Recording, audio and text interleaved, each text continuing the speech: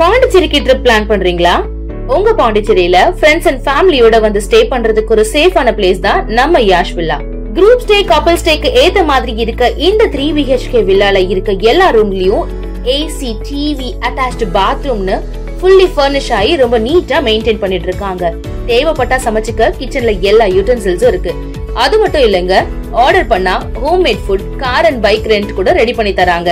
Walkable டிஸ்டன்ஸ்ல veg and nonveg hotel, KFC chicken and super மார்க்கெட்ஸும் அவைலபிளா இருக்கு. கார் பார்க்கிங்கோட இருக்க நம்ம யாஷ் வில்லா பாண்டிச்சேரியோட சென்டர்ல இருக்கிறதுனால இங்க இருந்து 5 கிலோமீட்டர்ஸ்ல எல்லா டூரிஸ்ட் அட்ராக்ஷன்ஸையும் ஈஸியா ரீச் பண்ணிடலாம். இன்னும் எங்க வெயிட் பண்ணிட்டு இருக்கீங்க? உங்க ஸ்டேக்கு 9952421750 இந்த நம்பருக்கு கால் பண்ணுங்க. உங்க ஸ்டேவை கன்ஃபார்ம் பண்ணிக்கோங்க.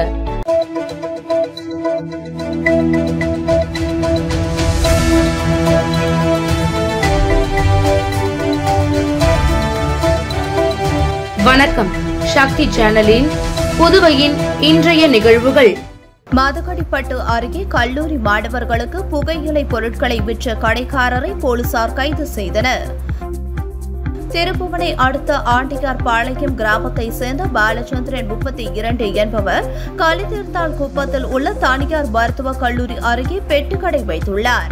இவரது கடையில் புகையிலை பொருட்கள் விற்பதாக கிடைத்த தகவலின் பேரில் திருப்புவனை சப் இன்ஸ்பெக்டர் கதிரேசன் மற்றும் போலீசார் சோதனை செய்தனர்.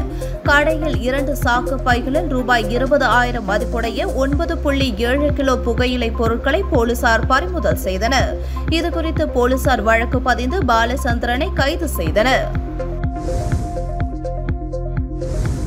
புதுச்சேரி சைபர் காவல் நிலையம் சார்பில் சைபர் குற்றங்கள் குறித்து விழிப்புணர்வு ஏற்படுத்தும் வகையில் கடற்கரை சாலையில் சீனியர் SP நாரா சைத்தன்யா தலைமையில் போலீசார் பொதுமக்களுக்கு விழிப்புணர்வு பிரசுரங்கள் வழங்கினர். புதுச்சேரியில் ஆன்லைன் மோசடி சம்பவங்கள் அதிகரித்து வருகிறது. இது தொடர்பாக சைபர் கிரைம் போலீசார் விழிப்புணர்வு ஏற்படுத்தினாலும் மோசடி சம்பவங்கள் குறையவில்லை. மோசடி பேர்வழிகள் நூதன முறையில் தங்களது கைப்பரிசையை காட்டி வருகின்றனர். அதில் பெரும்பாலும் பணத்தை இழப்பது படித்தவர்கள்தான் என்பதே வேதனையான விஷயம். இந்த நிலையில் சைபர் கிரைம் காவல் நிலையம் சார்பில் சைபர் கிரைம் குற்றங்களை தடுப்பது குறித்த விழிப்புணர்வு துண்டு பிரசுரங்கள் வழங்கும் நிகழ்ச்சி கடற்கரை சாலையில் நடைபெற்றது. இந்த நிகழ்ச்சியில் சீனியர் SP நாரா சைத்தன்யா கலந்து கொண்டு பொதுமக்களுக்கு விழிப்புணர்வு துண்டு பிரசுரங்களை வழங்கினார். இந்த நிகழ்ச்சியில் இன்ஸ்பெக்டர்கள் தியாகராஜன், கீர்த்தி உட்பட சைபர் கிரைம் போலீசார் கலந்து கொண்டனர். புரட்சி கவிஞர் பாரதிதாசனின் நினைவு தினத்தையொட்டி அவரது சிலைக்கு புதுச்சேரி முதலமைச்சர் ரங்கசாமி அரசு சார்பில் மாலை அணிவித்து மரியாதை செலுத்தினார். மேலும் பாரதிதாசன் வாழ்ந்த நினைவு இல்லத்தில் தமிழ் அறிஞர்கள் பாடல்கள் பாடி புகழஞ்சலி செலுத்தினார்கள். நாட்டின் விடுதலைக்கும் தமிழ் மொழியின் மீது உள்ள தீவிர பற்றின் காரணமாக பாரதிதாசன் எழுதிய பாடல்களால் புரட்சி கவிஞன் என போற்றப்பட்டார். புதுச்சேரியில் பிறந்து புதுச்சேரிக்கு வந்த மகாகவி பாரதியாரின் கவிதைகளில் ஈர்த்து கனக சுப்புரத்தினம் என்ற தனது பெயரை பாரதிதாசன் என மாற்றிக்கொண்டவர். தமிழுக்கும் தமிழர்களுக்கும் பெருமை சேர்த்த புரட்சி கவிஞர் பாரதிதாசனின் 61வது நினைவு நாளையொட்டி ஆளுநர் மாளிகை அருகே உள்ள அவரது திருவுருவ சிலை அரசு சார்பில் முதலமைச்சர் ரங்கசாமி, சபாநாயகர் செல்வம், அமைச்சர்கள் லட்சுமி நாராயணன், திருமுருகன், சட்டமன்ற உறுப்பினர்கள் பாஸ்கர், ரமேஷ் ஆகியோர் மாலை அணிவித்து மரியாதை செலுத்தினார்கள். மேலும் தமிழ் அறிஞர்கள், எழுத்தாளர்கள் அவரது சிலைக்கு மாலை அணிவித்து மரியாதை செலுத்தினர். தொடர்ந்து புதுச்சேரி பெருமாள் கோயில் வீதியில் அருங்காட்சியகமாக அமைக்கப்பட்ட அவர் வாழ்ந்த வீட்டில் உள்ள அவரது சிலை மற்றும் புகைப்படத்திற்கு சபாநாயகர் செல்வம், அமைச்சர்கள், பாரதிதாசனின் குடும்பத்தினர், கவிஞர்கள், எழுத்தாளர்கள் மற்றும் தமிழ் அறிஞர்கள் மலர்களை தூவியும் அவரது படைப்புகளை பாடியும் புகழஞ்சலி செலுத்தினர். புதுச்சேரி தவளக்குப்பத்தில் முன்விரோதம் காரணமாக கோவில் பூசாரி சுந்தர் தலையில் குழப்பிக்கல்லை போட்டு கொலை செய்த கொத்தனாரை போலீசார் கைது செய்தனர். புதுச்சேரி தவளக்குப்பம் அருகே உள்ள என்ஆர் நகர் பகுதியை சேர்ந்தவர் சுந்தர் 65. இவருக்கு திருமணமாகி செல்வி என்கின்ற மனைவியும் மணிபாலன் என்ற மகனும் உள்ளனர். அதிகமாக மது குடிக்கும் பழக்கம் கொண்ட சுந்தர் கோவில் பூஜைகளில் சாமியாடி குறி சொல்லி அதில் வரும் பணத்தின் மூலம் வாழ்க்கை நடத்தி வந்துள்ளார். இவரது குடிப்பழக்கத்தால் குடும்பத்தினர் பிறந்து சென்ற நிலையில் முதியவர் சுந்தர் மட்டும் தனிமையில் வசித்து வந்துள்ளார். இந்நிலையில் நேற்று அதிகாலையில் சுந்தர் அவரது வீட்டின் அருகே ரத்த வெள்ளத்தில் பிணமாக கிடந்துள்ளார். இதுகுறித்து தகவல் அறிந்து சம்பவ இடத்திற்கு வந்த தவளக்குப்பம் போலீசார் சுந்தரின் உடலை கைப்பற்றி பிரேத பரிசோதனைக்காக அரசு மருத்துவமனைக்கு அனுப்பி வைத்து விசாரணை மேற்கொண்டனர். விசாரணையில் முன்விரோதம் காரணமாக எதிர் வீட்டில் உள்ள கொத்தனார் நேற்று நள்ளிரவு கிரைண்டர் குழவிக்கல்லை தூக்கி முதியவர் தலையில் போட்டு கொலை செய்தது தெரியவந்தது.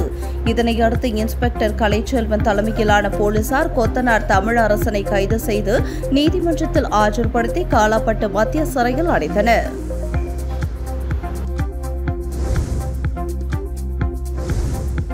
புதுச்சேரி கடற்கரை சாலையில் தற்காலிக ஆளுநர் மாளிகை கட்டிட பணி விறுவிறுப்பாக நடைபெற்று வந்த நிலையில் தற்போது பணி முடிந்து திறப்பு விழாவிற்கு தயாராகியுள்ளது.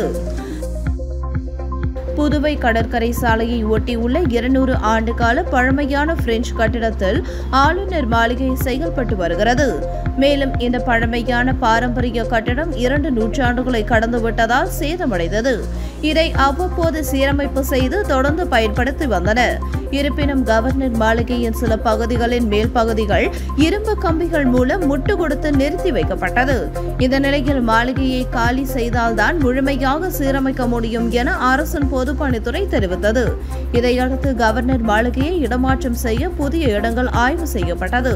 அதன்படி கடற்கரை சுப்பையா சாலையில் பழைய வடிகால் சாராய ஆலை அருகே தற்காலிக ஆளுநர் மாளிகை கட்ட முடிவு செய்யப்பட்டு அதற்கான பணிகள் நடைபெற்று வந்தது. இந்த நிலையில் இப்பணிகள் மிகவும் மந்தமான நிலையில் நடைபெற்றதால் முதலமைச்சர் ரங்கசாமி அவ்வப்போது ஆய்வு மேற்கொண்டு பணிகளை விரைந்து முடிக்குமாறு அதிகாரிகளிடம் கேட்டுக்கொண்டார்.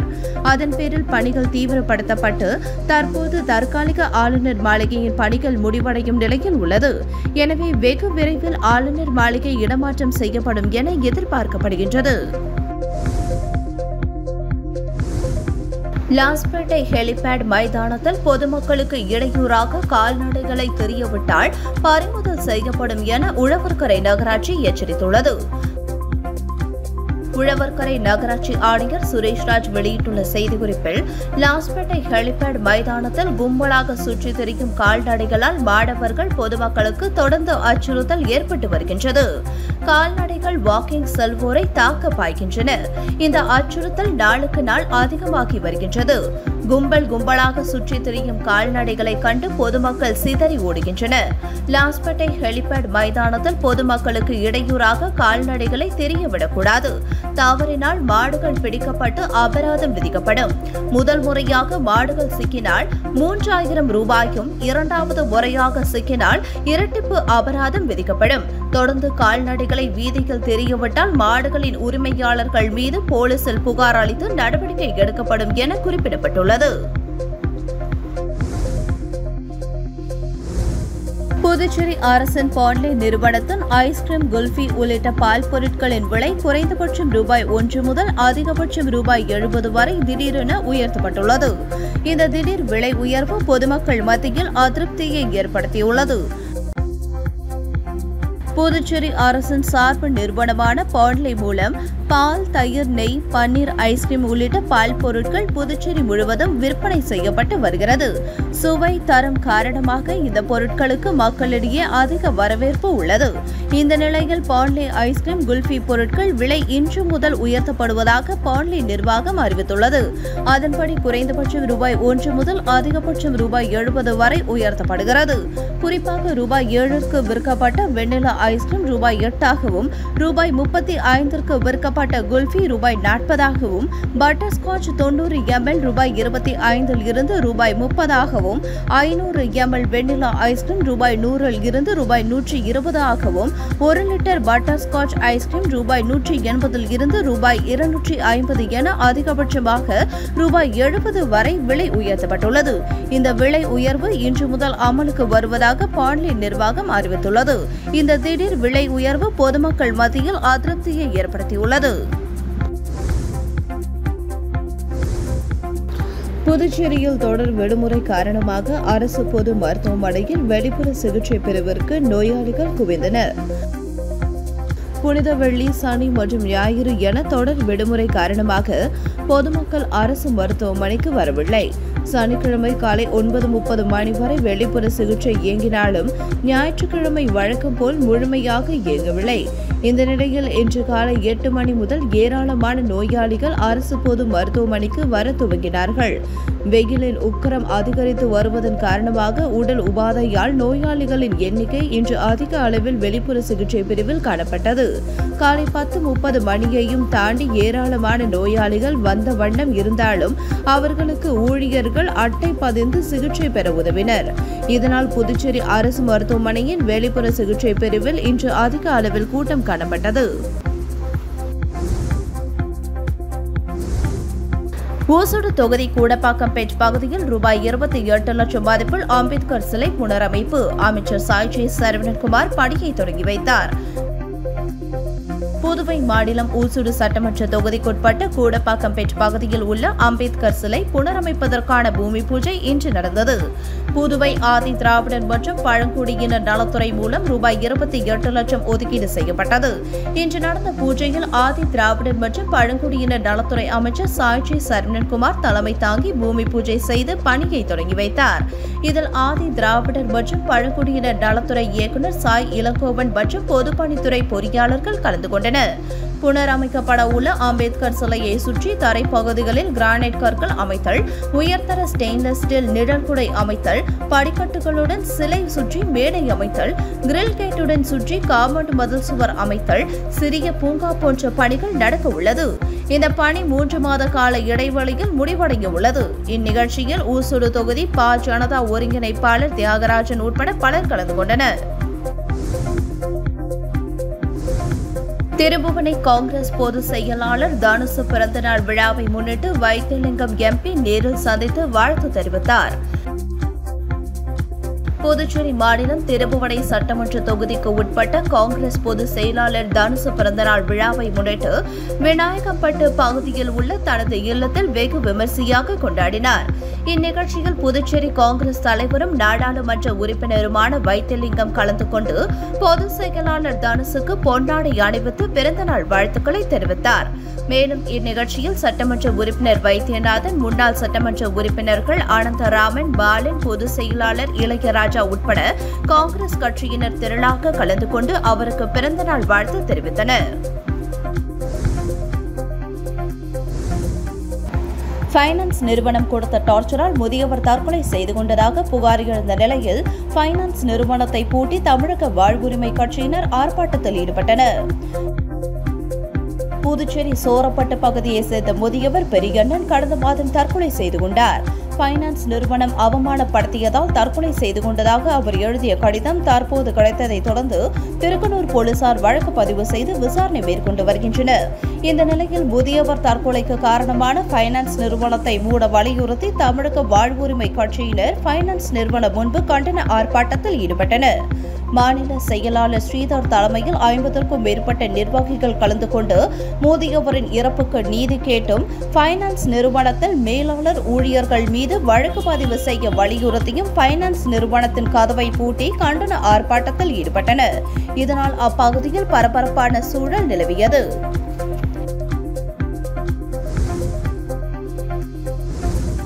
தேசிய பாதுகாப்பு வார விழாவையொட்டி சேதராப்பட்டு மற்றும் மேட்டுப்பாளையம் பகுதியில் இயங்கி வரும் மயிலம் இந்தியா நிறுவனத்தில் மருத்துவ முகாம் நடந்தது. இந்த முகாமை நிறுவனத்தின் மேலாண் இயக்குநர் அகிலாண்டேஸ்வரி தலைமை தாங்கி தொடங்கி வைத்தார். முகாமில் இயக்குநர் செயல்பாடுகள் பிரிவு பாண்டி வாழ்த்துரை வழங்கினார். இந்த சிறப்பு மருத்துவ முகாம் தொழிற்சாலைகளில் பணியாற்றும் பணியாளர்கள் மற்றும் தொழிலாளர்கள் அனைவருக்கும் பிரத்யேகமாக ஏற்பாடு செய்யப்பட்டு கண், பல், எலும்பு சம்பந்தப்பட்ட பரிசோதனைகள் மற்றும் பொது மருத்துவ பரிசோதனைகள் நடந்தது. இந்த முகாமில் அகர்வால் கண் மருத்துவமனை, வெள்ளியனூர் வேல் மருத்துவமனை மற்றும் ஐமேட் மருத்துவமனைகளின் சிறப்பு மருத்துவ குழுவினர் மருத்துவ பரிசோதனையில் ஈடுபட்டனர். இந்த மருத்துவ முகாமை நிர்வாக அலுவலர்கள் ஒருங்கிணைப்பு செய்திருந்தனர். புதுச்சேரியில் நண்பர்களுடன் சேர்ந்து ஆற்றில் குளித்த நபர் நீரில் மூழ்கி உயிரிழந்த சம்பவம் சோகத்தை ஏற்படுத்தியுள்ளது. புதுச்சேரி மேட்டுப்பாளையம் சாணரப்பேட்டை பகுதியை சேர்ந்தவர் அன்பு செல்வன் 33. ஓட்டுநரான இவர் தனது 10க்கும் மேற்பட்ட நண்பர்களுடன் வெள்ளியனூர் அடுத்த சேந்தநத்தம் மங்களபுரி நகர் பகுதியில் செல்லும் சங்கராபரணி ஆற்றங்கரையில் நேற்று முன்தினம் மதியம் ஆற்றில் குளித்தனர். அப்போது ஆழமான பகுதிக்கு சென்ற அன்பு செல்வன் திடீரென நீரில் மூழ்கினார். இதனை கண்ட அவரது நண்பர்கள் அன்பு செல்வனை மீட்க முயன்றனர். அவர் கிடைக்காததால் உடனடியாக தீயணைப்புத்துறை மற்றும் வெள்ளியனூர் போலீஸ் காவல் நிலையத்திற்கு தகவல் தெரிவித்தனர். 10க்கும் மேற்பட்ட தீயணைப்பு வீரர்கள் போட் மூலம் ஆழமான பகுதிக்கு சென்று தேடினர். நேற்று மதியம் முதல் இரவு வரை தேடியும் அவர் கிடைக்கவில்லை. இந்த நிலையில் இன்று காலை அன்பு செல்வனின் சடலம் கரை ஒதுங்கியது. வெள்ளியனூர் போலீசார் உடலை கைப்பற்றி பிரேத பரிசோதனைக்காக அரசு மருத்துவமனைக்கு அனுப்பி வைத்தனர். மேலும் இது தொடர்பாக வழக்கு பதிவு செய்து விசாரணை மேற்கொண்டு வருகின்றனர். திப்ராயப்பேட்டை லெப்ரசி மாற்றுத்திறனாளி குடியிருப்பில் வசிக்கும் 16 குடும்பங்களுக்கு பட்டா கோரிக்கை. சட்டமன்ற உறுப்பினர் அனிபால் கென்னடி அவர்கள் கழக அமைப்பாளர் சிவா அவர்களுடன் சென்று மாண்புமிகு முதலமைச்சர் அவர்களை சந்தித்தார்.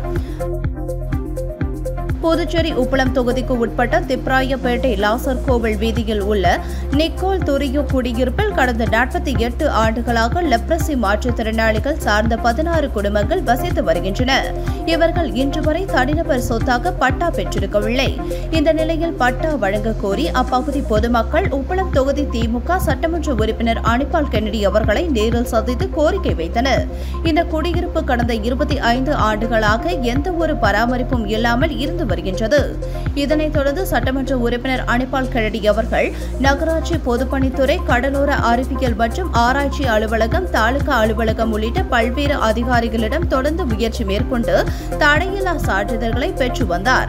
முற்றிலும் முடியும் தருவாயில் சர்வே இயக்குநர் செந்தில் அவர்களிடம் இலவச வீட்டுமனை பட்டா தொடர்பான மனுவின் நிலை குறித்து பதில் கடிதம் வந்தது. அதில் குறித்த குடியிருப்பு கடற்கரையில் இருந்து 27.5 மீட்டர் தொலைவில் உள்ளதாகவும் மாண்புமிகு உச்சநீதிமன்றம் மற்றும் மதராஸ் உயர்நீதிமன்றம் வழங்கிய உத்தரவின் அடிப்படையில் இவ்வாறான இடங்களில் பட்டா வழங்கக்கூடாது என்றும் தெரிவிக்கப்பட்டது. மேலும் நீர்நிலைகள் மற்றும் நீர் வழிகளில் பட்டா வழங்கக்கூடாது எனவும் குறிப்பிடப்பட்டுள்ளது. இந்த நிலையை தொடர்ந்து சட்டமன்ற உறுப்பினர் அனிபால் கென்னடி அவர்கள் மாநில திமுக கழக அமைப்பாளரும் எதிர்க்கட்சி தலைவருமான சிவா அவர்களுடன் மாண்புமிகு முதலமைச்சர் அவர்களை சட்டமன்ற அலுவலகத்தில் பொதுமக்களை அழைத்து நேரில் சந்தித்து பட்டா வழங்க வழி செய்ய வேண்டும் என வலியுறுத்தியுள்ளார். கோரிக்கை ஏற்று மாண்புமிகு முதலமைச்சர் அவர்கள் புதுச்சேரி மாவட்ட ஆட்சியர் உயர் திரு குலோத்துங்கன் அவர்களை அங்கு நேரில் சென்று பார்வையிட்டு தீர்வு அளிக்கும்படி கூறினார். உடன் தொகுதி செயலாளர் சக்திவேல், துணை செயலாளர் ராஜி, கிளை செயலாளர்கள் சந்துரு, ராகேஷ் ஆகியோர் உடன் இருந்தனர்.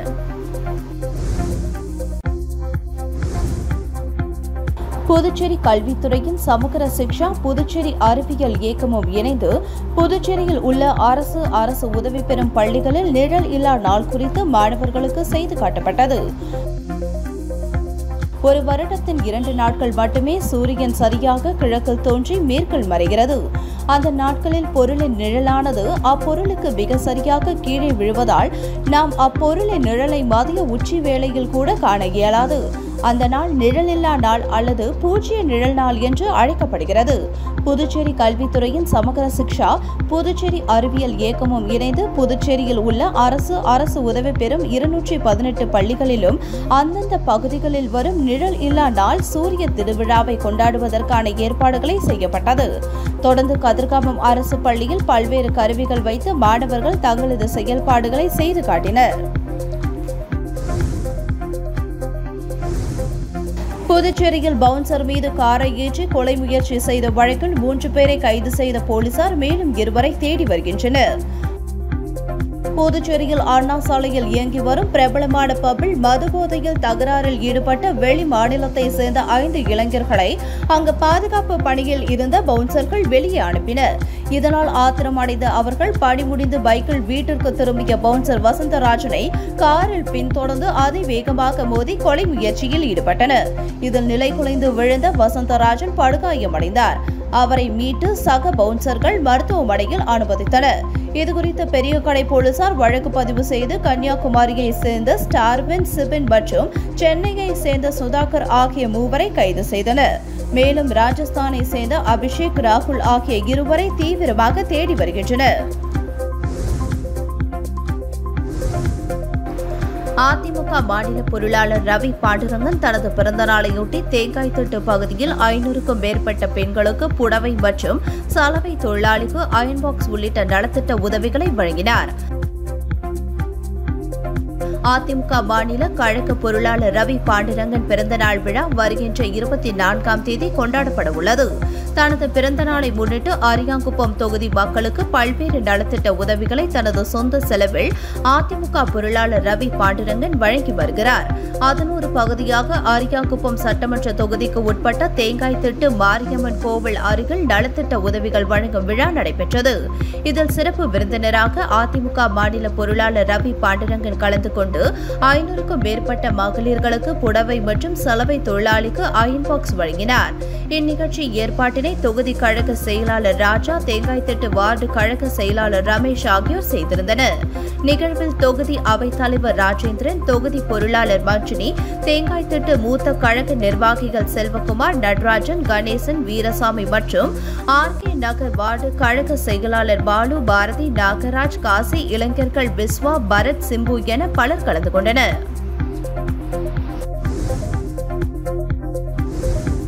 அக்னிபாத் திட்டத்திற்கு விண்ணப்பிப்போருக்கான சிறப்பு முகாம் ஏப்ரல் 22 நடைபெறும் எனவும் இதற்கு விண்ணப்பிக்க ஏப்ரல் 25 வரை கால அவகாசம் நீட்டிக்கப்பட்டுள்ளதாக மாவட்ட ஆட்சியர் குலோத்துங்கன் தெரிவித்துள்ளார்.